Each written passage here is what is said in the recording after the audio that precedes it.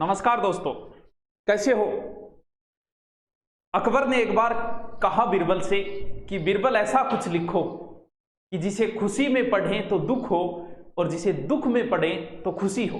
तब बीरबल ने लिखा, ये वक्त गुजर जाएगा, बहुत कुछ गुजरेगा, जरूर गुजरना है, जाएगा। पहले भी महामारियां आई है, आगे भी आती रहेगी, लेकिन ये बहुत कुछ सिखा के जाएगा हमें। आज जो दूसरा स्टेज जो आया है, ये जो दूसरी लहर आई है, इसे डॉक्टर लहर नहीं, इसे सुनामी बोल रहे हैं। इसे आज पूरा का पूरा देश जो है वो इससे लड़ने के लिए खड़ा है। आज हमारी सेनाओं ने मोर्चा संभाल लिया है। आज हमारी सेनाओं ने अपने उपयोग के लिए जो सिलेंडर ऑक्सीजन ले रखे थे वो मानव सेवा के लिए बांट दिया, क्योंकि मानव सहोदरा सर्वे न मानव पतितो भवेत मम दीक्षा मानव रक्षा मम मंत्र समानता।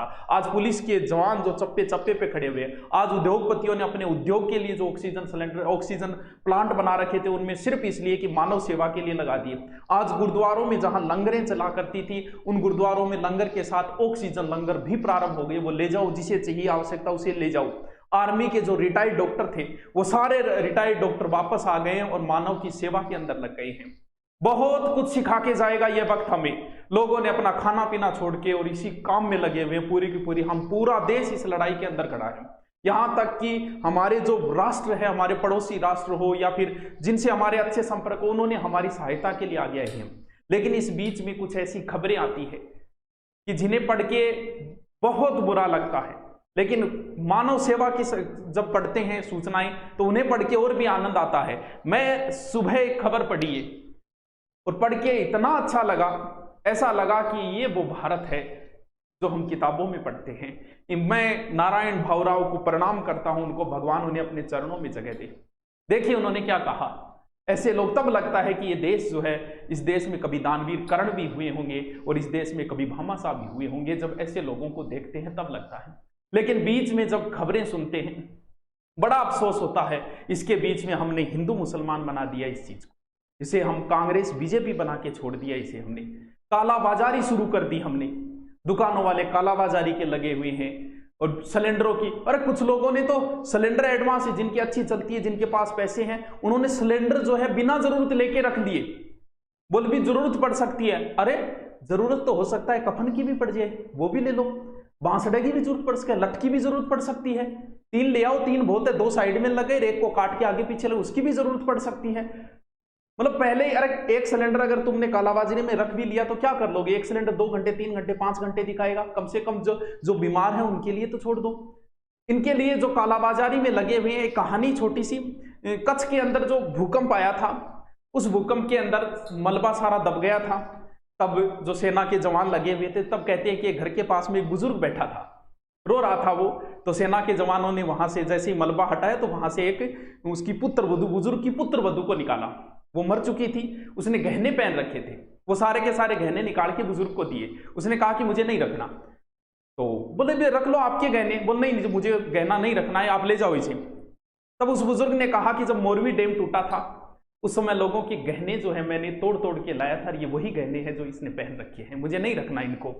तो उनके लिए है जो ऐसे कालाबाजारी कर रहे हैं, उनके लिए एक छोटा सा उदाहरण दिया है मैंने, बेरुखी लोगों की। और तो ठीक है, कोरोना का अगर पेशेंट कोई पड़ोस में कोई जानकार आ जाए तो ऐसा व्यवहार करते हैं। पड़ोस में अगर कोरोना का मरीज आ गया तो तुम लोग ऐसे व्यवहार करते हो जैसे कोई आतंकवादी आ गए पड़ोस में। ये बीमारी चली जाएगी, ये वक्त भी एक दिन चला जाएगा, लेकिन बातें रह जाएगी जिंदा। पड़ोसी, ये बीमारी तो 2 4 6 महीने की है, लेकिन वो पड़ोस जो है वो 100 साल का है, उम्र भर का है पड़ोस। उनसे पूछिए, उनसे पूछने से बीमारी नहीं आएगी। अगर आप उनसे पूछते हो कोई समस्या तो नहीं है, आपके खाने पीने की कोई समस्या है तो हमें बताइए। अरे उनसे इस तरीके का व्यवहार करते हो तुम लोग, वो इस बात को, कोरोना बीमारी को भी भूल जाएंगे, लेकिन तुम्हारी उस बेरुखी को वो कभी नहीं भूल पाएंगे। इस माहौल के अंदर इस तरीके की हरकतें कहाँ तक सही है। तुम्हें क्या लगता है अगर आप पूछ लोगे तो आपकी कोरोना हो जाएगा? ऐसे तो फिर डॉक्टर कैसे काम करेंगे? डॉक्टर भी तो काम कर रहे हैं भाई। आप सोशल डिस्टेंसिंग करके मास्क लगा के अगर उनसे पूछते हो तो क्या आपकी कोरोना अंदर आ जाएगा? हॉस्पिटलों में जो काम कर रहे हैं उनके तो फिर कब का हो जाता। और इसके बीच में आपको सवाल पूछने की कहीं जरूरत नहीं है सरकार से सवाल पूछने के लिए अदालत है। अदालत इन सब को लाइन में ले लेगी। अदालतें इनसे सवाल पूछ रही है। मद्रास हाईकोर्ट ने पता है क्या कहा? वो चुनाव आयोग पे मर्डर का केस लगा दे तो सही नहीं रहेगा क्या? अदालतें पूछ रही है कि बताइए कोरोना के लिए आप क्या कर रहे हो। आपके सवाल पूछने के लिए अदालतें हैं, केंद्र से सवाल कर रही है। आज दिल्ली की कोर्ट दिल्ली से सवाल पूछ रहा है। आज दवाइयों के विरुद्ध कैसी कैसी अफवाहें फैलाई तुम लोगों ने, थोड़ी बहुत तो शर्म करते यार। ये चैन तब तक नहीं टूट सकती जब तक एक एक व्यक्ति की दवा नहीं लगेगी। अरे ऐसी ऐसी अफवाह फैलाई दवाई की, क्या क्या अफवाहें, दवाई से मर रहे हैं। अरे मर तो कैंसर से भी रही, जब कैंसर हो जाए तो उसकी दवाई लेते हैं क्या, वो बचता है क्या? कितने % मरीज बचते हैं कैंसर की, दवाई तो फिर भी लेते हैं ना। अगर एक दो मरीज मर भी गई तो उनको इस तरीके से आए, और इससे तो नपुंसकता आती है। अरे जब बचोगे नहीं तो मर्दानगी दिखाओगे किसे? थोड़ी बहुत तो शर्म करनी चाहिए। आज अगर दवाई लगी होती सब बुजुर्गों के तो शायद ये समस्या क्यों ये नहीं है कि दवाई जिसने लगवा ली है 2 बार फिर भी उसके चांसेस बनते हैं 30%, बनने के बाद उसके मरने के चांसेस नहीं बनते जिन्होंने 2 डोज पूरी लगवा चुके हैं। तो इसमें सहयोग कीजिए, इनमें अफवाह मत फैलाइए दवाई के विरुद्ध। जब तक एक एक व्यक्ति की दवा नहीं लगेगी तब तक ये कोरोना की चैन नहीं तोड़ी जा सकती। घर बैठ के मास्क से नहीं टूटेगी ये चैन। अगर टूटेगी तो सिर्फ और सिर्फ दवाई लगाने से ही टूटेगी, डोज लगवाने से ही टूटेगी। अब दोबारा जो है 18 वालों के लिए शुरू कर दिए, उसके लिए लगवानी है। इन अफवाहों से बचना है। जो लोग ऐसी अफवाहें फैला रहे हैं उनको कहिए, सतर्क करिए उनको कि ऐसी अफवाहों की वजह से बहुत सारे लोगों ने ये दवाई नहीं लगवाई थी। आज सबसे ज्यादा किनके हो रहा है? युवाओं की हो रहा है। क्यों हो रहा है? क्योंकि बुजुर्ग लोग जो है जो इतने संपर्क में नहीं आते, युवा ज्यादा संपर्क में। और सबसे ज्यादा जो इस अब दूसरी लहर के अंदर युवा ही सबसे ज्यादा चपेट में आ रहे हैं, क्योंकि ज्यादा ज्ञान जो है वो युवाओं को ही था और उन्हीं को चपेट में ले रहा है, ना कि बुजुर्गों को। क्योंकि कई बुजुर्गों की तो लग चुकी है, नहीं लगी है, वो संपर्क में कम आ रहे हैं। तो युवाओं को ऐसी अफवाहें न फैलाएं। बाहर जो आपके खड़ा है ये दौर चला जाएगा, बाहर आपके कोई जवान खड़ा है तो उसे पूछिए। उन्हें कोई लठ मारने का शौक नहीं है कतई, उनसे पूछिए क्या समस्या है। आप जाइए उनको चाय का पूछिए, पानी का पूछिए, खाने का पूछिए। अरे आपके वो अपना धर्म निभा रहे हैं, तुम अपना धर्म निभाओ।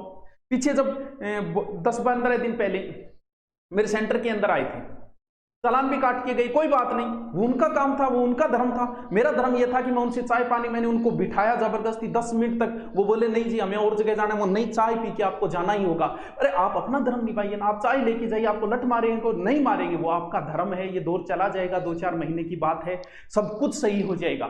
सिर्फ 15-20 दिन ढंग से टिक जाओ। अब सिर्फ 15-20 दिन। ये जो दूसरी लहर है 2 तरीके के, एक तो पहले वाला कोरोना है, वो अगर किसी व्यक्ति के हो रहा है तो उसमें मरने के इतने चांसेस नहीं है, इतना डरने की जरूरत नहीं। ये जो दूसरा जो है ना, जो ब्रिटेन या साउथ अफ्रीका वहां से है, वो चाइना वाला इतना खतरनाक नहीं है। ये जो दूसरा है इसमें थोड़ी क्यों 15 या 20 दिन में सारी सिचुएशन को कंट्रोल कर लिया जाएगा।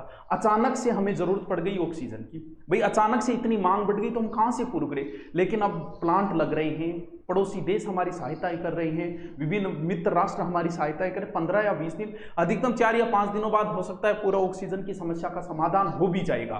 क्योंकि हम लगे हुए, अचानक से ये समस्या आई तो ये 15-20 दिन में सब कुछ कर लिया जाएगा कंट्रोल। बस 15-20 दिन आपसे ये गुजारिश है कि घर पे रहें। सिर्फ ये 20 दिन जो है वो बड़े ही खतरनाक है हमारे राष्ट्र को बचाने के लिए। इसके लिए ज़रूरी है देश के हर व्यक्ति को। क्यों? क्योंकि इस 15-20 दिन के बीच में दवाइयों की व्यवस्था नहीं हो पा रही है, ऑक्सीजन की व्यवस्थाएं नहीं हो पा रही है। इस वजह से मरने के ज़्यादा चांसेस रहते हैं, वरना कोई समस्या नहीं है। व्यवस्था होने के बाद कहीं कोई समस्या नहीं आएगी। लेकिन समस्या अब है कि अब अगर हो भी गई, जिन्हें घमंड है, जिन्हें अहंकार है, वो एक बार एक सिलेंडर पूछ के देख लो अगर मिल रहा है क्या। सिर्फ कल्पना करो, हम लोग हर चीज कल्पना करते हैं, हमारे बारे में कभी बुरी कल्पना नहीं करते। जैसे आप नौकरी की तैयारी करो, आप कल्पना करते हो कि मैं नौकरी लग जाऊंगा, पुलिस में लगूंगा, तो ऐसे डंडा रखूंगा, ऐसे चलूंगा। लेकिन ये कल्पना नहीं करते। सोचो तुम लोग बाहर जा रहे हो, सोचो संपर्क में आ रहे हो, आपकी वजह से पूरा परिवार अगर संक्रमित हो गया तो सिर्फ कल्पना करो कि क्या व्यवस्थाएं कर पाओगे। तो पूरा का पूरा परिवार कोरोना संक्रमित हो जाएगा। पड़ोसी भी सहायता करने तुम जा रहे हो, उतने ही वो आएंगे। व्यवस्थाएं कैसे कर पाओगे? हॉस्पिटल में आपको बेड नहीं मिल पाएगा। सिर्फ एक कल्पना करो आप। तो इससे अच्छा है ना, 15-20 दिन की बात है। 15-20 दिन में सारा सब कुछ सही हो जाएगा, वापस वही दौर आएगा, सब कुछ वैसे होगा। बस 15-20 दिन बाहर अगर जाना हो तो सिर्फ जरूरी काम से जाएं। डॉक्टर ये कहते हैं कि मास्क भी डबल पहनो। अगर आपके परिवार में किसी के भी इस तरीके के लक्षण है, जुकाम बुखार, हो सकता है वो कोरोना न हो, वायरल भी चल रहा है, लेकिन फिर भी डॉक्टर ये कहते हैं अगर परिवार के अंदर भी एक सदस्य आ गए तो परिवार के बाकी सदस्यों को मास्क पहनना चाहिए। और उसे अगर आ भी गए, कोई नॉर्मल अगर हो भी गई नॉर्मल लगभग लोगों की बुखार हो रही है तो उन्हें डर सताने लगा है कि मेरे कोरोना हो गया, कोरोना हो गया। नहीं, नॉर्मल जो वायरल भी चल रहा है, अपने आप को दूसरे कमरे में आइसोलेट करनी अपने आप के लिए जरूरी है। आप अपने परिवार के लिए करो, आप अपने लिए मत करो, अपने परिवार को, बाकी लोगों को बचाने के लिए अपने आप को आइसोलेट करो। 2-3 दिनों में वापस सिचुएशन सही हो जाएगी। फिर अगर ऑक्सीजन लेवल गिरता है तब है कि हाँ चांसेस है कोरोना हो गए, वरना जुकाम बुखार का वर्तमान में दौर है। जुकाम बुखार से हॉस्पिटलों में जाके भीड़ भड़ाका बढ़ाने से, क्योंकि वायरल भी चल रहा है साथ में, और ऑक्सीजन नापने के लिए भी आता है, वो भी ला सकते हो। इससे कंफर्म हो जाता है कि हाँ जिसने दो डोज लगवा ली उसकी समस्या नहीं, उसका कोरोना नहीं। अगर हो भी गया तो उसके बचने के पूरे चांसेस है। लेकिन जिन्होंने नहीं लगवाई अफवाहों के दौर में आके, उनके साथ अब क्या बीतेगी देख लो। इसलिए दवाई लगाना सख्त जरूरी है, इस चैन को तोड़ने का और कोई तरीका नहीं है। तो अब 18 वालों की लग रही है, सब दवाई लगाएंगे, किसी प्रकार की अफवाहों के अंदर नहीं आएंगे। बाहर जाएंगे तो मास्क पहन के ही जाएंगे, सोशल डिस्टेंसिंग रखेंगे। किसी से जरूरत पड़ी भी मिलने की तो भी सोशल डिस्टेंसिंग से मिलो। तो ऐसे तो डॉक्टर भी कोरोना मरीजों के बीच ही बैठे, वो भी तो मास्क ही लगा रखा है। तो सोशल डिस्टेंसिंग से ही मिलोगे सबसे, जिससे भी किसी से मिलना है। और अगर कोई कह भी दे के बाद शादी विवाह में आना है तो कह दो थोड़ी तबीयत खराब है, वो खुद ही नहीं बुलाएगा।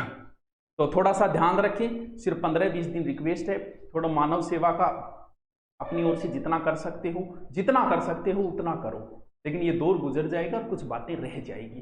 चलो दोस्तों, थैंक यू।